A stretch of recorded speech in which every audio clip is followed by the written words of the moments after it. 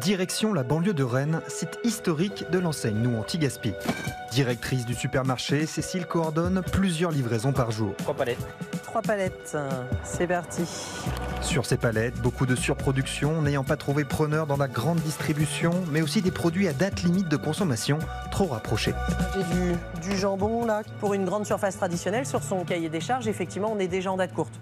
Nous, 16 septembre, on a 10 jours, très clairement, ce jambon, il sera sorti avant les 10 jours sans aucun problème. On va se retrouver effectivement sur des produits à moins 20, moins 30% sur du produit équivalent.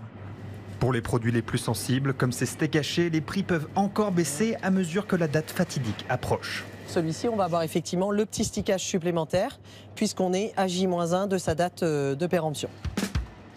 Depuis 5 ans, l'enseigne promet des prix 20 à 30% moins chers que la concurrence. Sa recette, acheter peu cher des produits recalés ailleurs.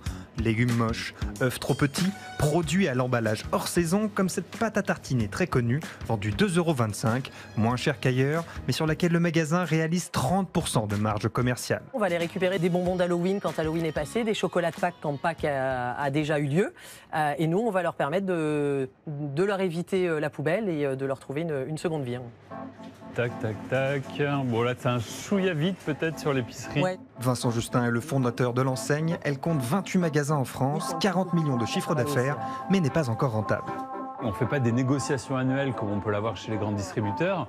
Nous, on négocie toutes les semaines. C'est un travail qui est très très long, très chronophage. On a une marge qui est à peu près équivalente à ce qu'on trouve dans la grande distribution, mais avec des frais fixes plus élevés que chez un autre distributeur.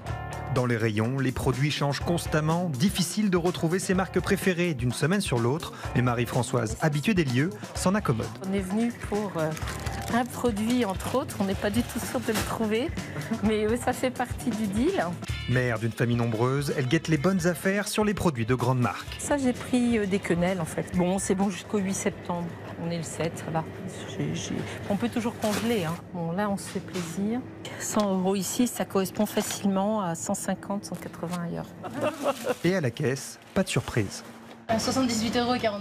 Elle est tenue, la promesse de moins 20, moins 30%? On y est parce que je pense que j'en aurais pour 100 € ailleurs. Nous sommes tout de même allés vérifier au supermarché d'en face. L'enseigne anti-gaspillage est presque systématiquement moins cher, à quelques exceptions près, notamment ce dentifrice 60 centimes plus cher chez Nous Anti-Gaspi.